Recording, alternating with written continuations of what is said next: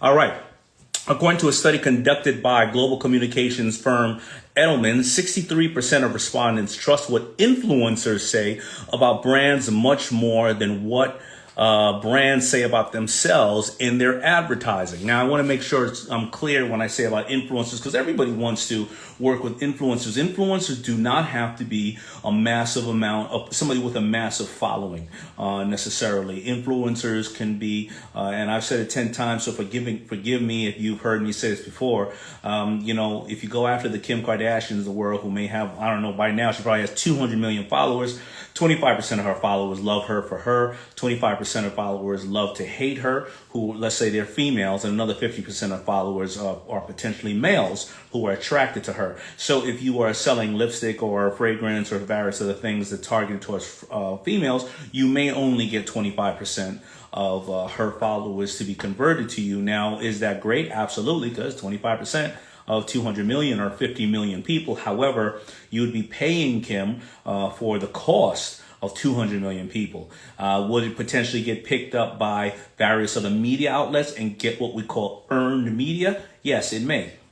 And that's where you have to balance whatever it is in the middle of your budget. Now, if you do get, and I'm just going to use hypothetical numbers though, but if you do get 200 people with 1 million followers, even though that's extremely expensive, I would say let's go after really smaller numbers. If they're not publicly recognized people, well, then most likely over 90% of the people are following them for exactly what they do, because they may not be as polarizing. So when I was, really pushing football, videos were my form of Instagram.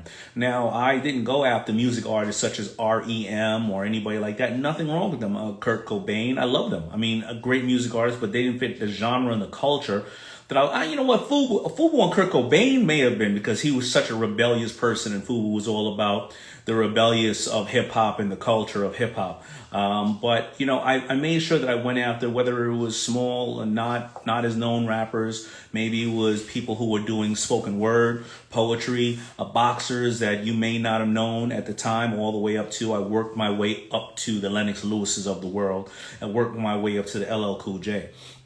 I also went after local celebrities who were not local, but people just loved the way they dressed. They knew they were onto things, or they were just people who were influential. And those people would be the ones that would tell all the more popular people, because often it's the popular people out there in the world who are looking at the energy of the people that you may not know, and they're getting advice from them, and it's a symbiotic relationship. So if you are able to, please, look for people who are influential. And if you're influential, express that to brands and or businesses that you like. I was interviewing somebody, and you know what they told me? They said they were waiting for their Peloton bike, and when they ordered it, they said that it wasn't going to come till December 1st. But the person went into the Peloton chat, and this is a person that with not a massive following, and basically said how addicted they are to Peloton and how they use it over their friend's house, or they did something like that, and Peloton moved their delivery date up. The brands are watching for you. You don't necessarily have to be a huge person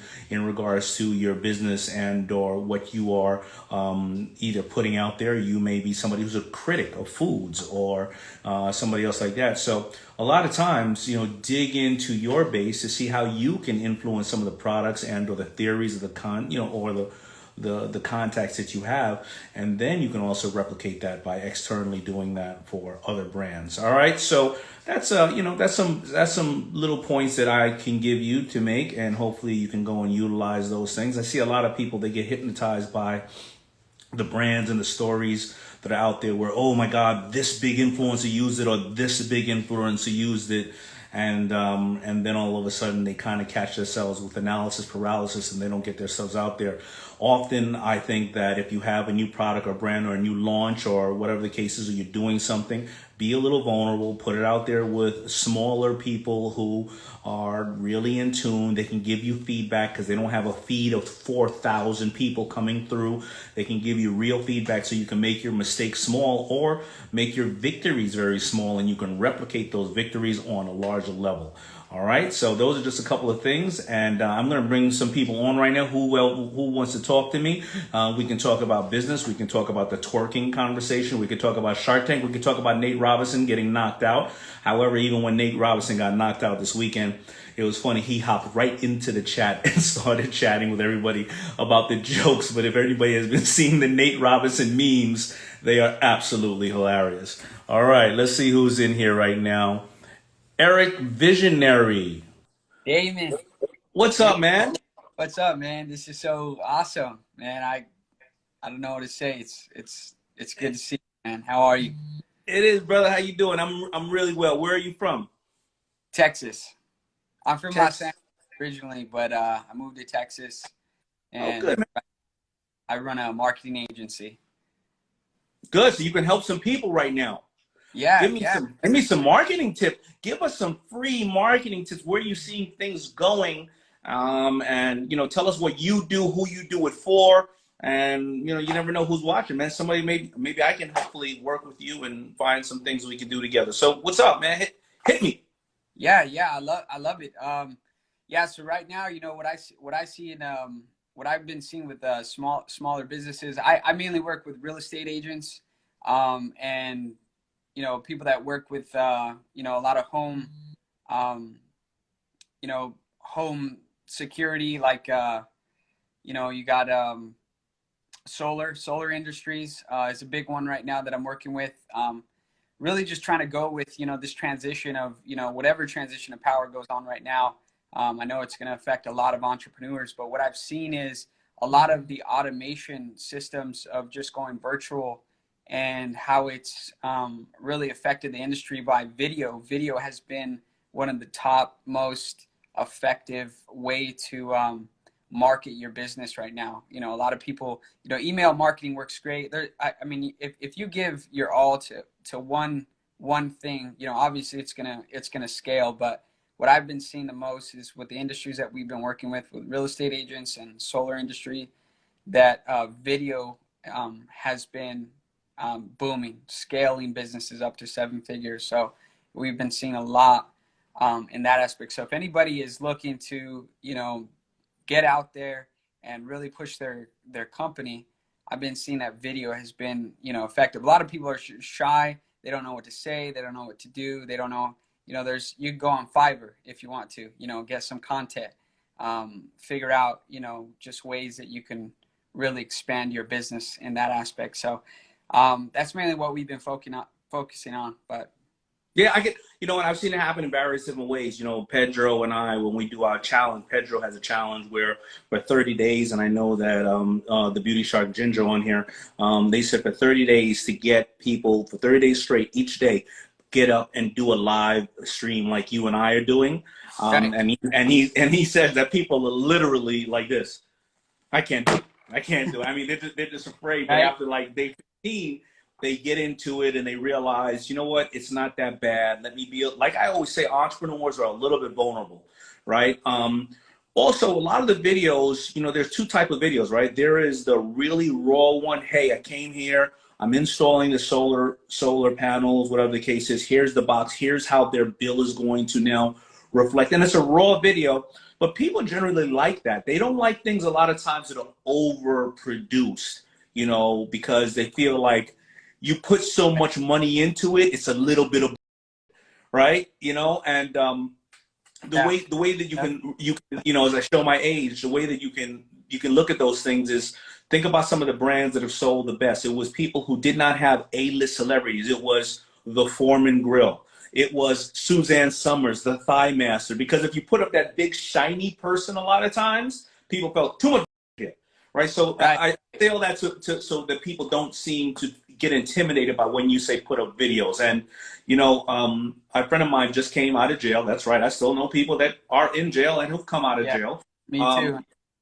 And I said to him, I said, listen, you know what a little kid around the block from me did? He said, because the houses are all going like crazy in the suburbs, he got his drone. He had his parents buy him a drone, and he makes $100 per house that he goes to, and he drones the house and gives it over to the real estate broker. And now they don't only have a shot of inside, they have a shot of outside, the yard, and all around. And he does 6 houses a day. Think about it. He paid for the drone in 2 days, and this kid is only 15 years old, making an average of $600 in cash a day. Oh, wow. That's awesome, man. That's good. Yeah. I mean, yeah, if you could find a service or even a product that sells $100, sell it for $100 or the service for $100. I mean, you do 90 of those, you'll make $10,000, and then you can invest. It's all about investing. I think a lot of people, when they, like at 15 years old, I don't know what he could be buying at that age, but a lot of times people get the money and they don't know what to do with it, or they don't know where to invest it, or sometimes they just spend it. And that's one of the things that I think if people could just have an educated process of just knowing financially what they should do with their money when they get it. That's a really important aspect as well. I've seen with my business. Yeah. I wish I could say that I was Mr. Financially Intelligent. That's why I talk about it all the time, because I ran out of money 3 times starting FUBU. Then I mortgaged my house and I almost ran out of all that money. And then I went through millions and millions of dollars not having financial intelligence. And it was only at that point where I said, thank God I'm not an athlete who gets most of my money when I'm 19, 20, or 22 years old. And thank God I have another bite at that. And even till today, with me having dyslexia, I don't retain a lot of things. I'm calling my accountant literally in 13 more minutes and saying, what am I supposed to do by the end of the year?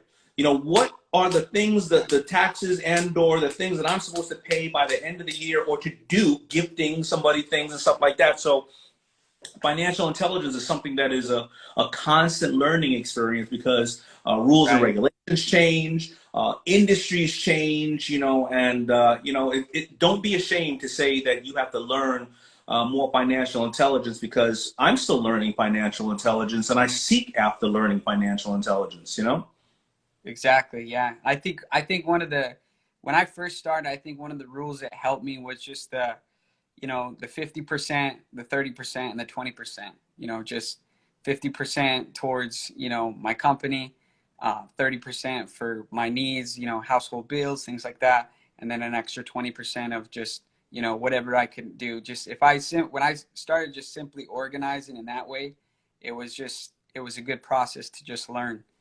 And I thought that really helped me. Yeah, 30% is tough, and it's true. You're supposed to live off 30%, and you're only supposed to use up 30% of your credit on your credit cards, so that you can keep a really great rating. And I had to learn those things the hard way, and I'm glad that you hit it. 15, 30, 20. 50, right. 30, 20, excuse me. Right. Yeah, I learned it the hard way too, man. Hey, I had a quick question for you, Daymond. Yeah. I think, I thought this would be good to just understand, if everything was taken away, today, and you had to start from scratch, where would you start? Where would you begin if you wanted to run a new company, a new business? Yeah, so it all depends on who you're talking to. If you're talking to Daymond John, who was 25 or 30, that would have been a different answer, a slightly different answer from obviously Daymond, who has the resources and the tentacles to go and grab certain things that I need. However, no matter what, whether I was 30 or my age now, 51, I would educate myself on where I'm trying to go and the assets around it. So, like you're saying, if I need to educate myself on more videos, I also need to educate myself on digital marketing and/or advertising, and find efficient ways to maximize those videos, because those videos could be like a Rolls Royce, but I have no gas in the Rolls Royce. There's no way to put it out there. I would also try to find ways to use, OPM, other people's marketing, manpower, mind power, manufacturing. I would try to find ways that I can be an affiliate and bring my, almost like listen, whether you're a real estate whether you're in real estate and you're not investing, you're brokering, or you're in the stock market, you're trading a commodity. And every transaction that happens, somebody profits. A lot of people believe that, well, that house was foreclosed on. Well, the people that foreclosed on, or the people who bought it, they made a profit in the transaction and somebody lost, right? So I would find ways the transactions can definitely be in my favor. Use an asset of somebody else's that they are trying to move goods. So right now, if I knew that I knew digital marketing, and I know there's a store down the block that was never really online, and they sold certain kind of apparel and they had massive inventory because of all the shutdowns, well, I'm going to go and ask them, how can I move their goods for them? And I get 20% off of what I move. They need to get rid of the inventory. So I'm going to try to find assets that I can move and be able to profit without having to lay out a huge amount of capital on the inventory. The only time I'm going to lay out capital is for the education and for the some kind of digital or some kind of marketing, whatever the case may be. Right. And it's got to be something that I really love, something that I'm really, really passionate about. Because if I'm not moving something I'm passionate about, then I'm working, and I might as well just go, I don't know, hopefully go get a regular job, right? But if it's something I'm passionate about, somehow I'm going to find a way to grow in that business, make the business my own, or get more people behind me. Something I got to be super, super passionate about. Right. Exactly. Yeah. And I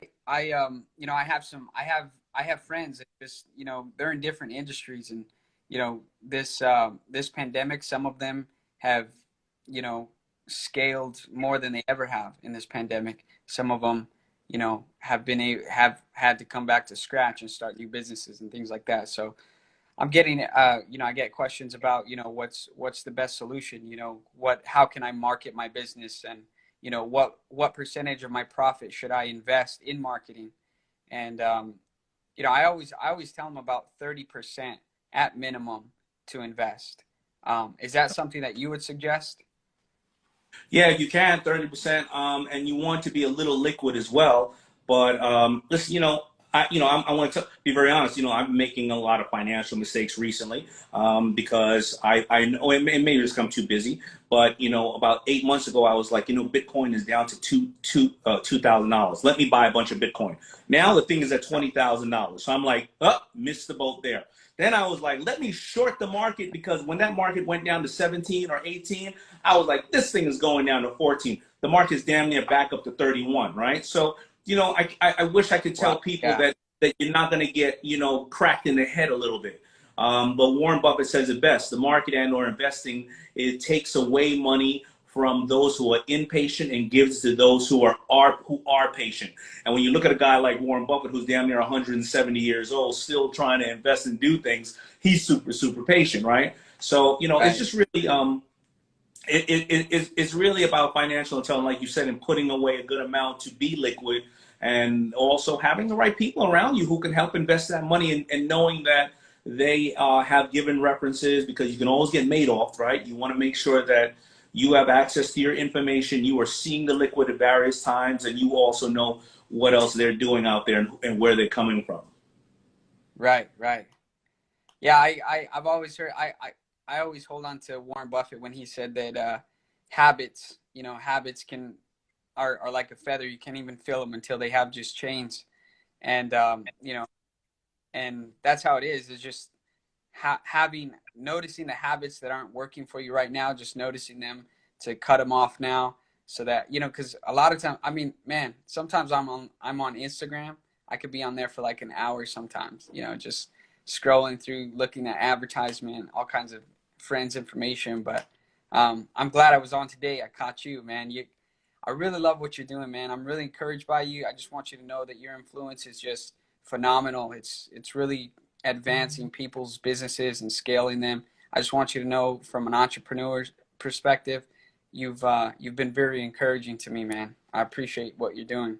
Well, I do appreciate that. I appreciate you spending the time with me. Listen, I'm only a product of what I've been developed by, because mentors and the people that shared information with me really been amazing. But like I tell everybody, please just go out there and read, or audiobook, because, if it's Napoleon Hill or Robert Kiyosaki or Tim Ferriss or myself that have written books over the course of 100 years who don't know each other necessarily, if you all see the same defining things in there, like I love your 50, 30, 20, if you all see the same defining things in their embarrassing ways, and you think it was a big ass conspiracy, it's that these lessons we've all learned from life.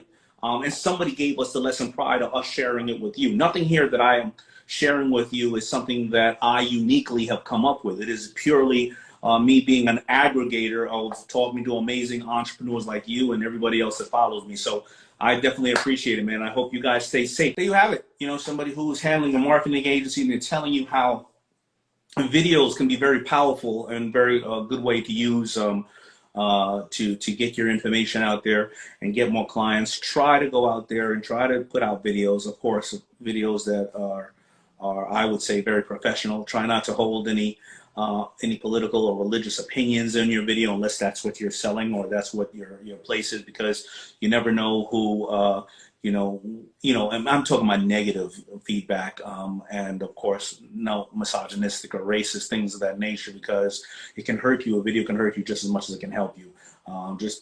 Try to be good people.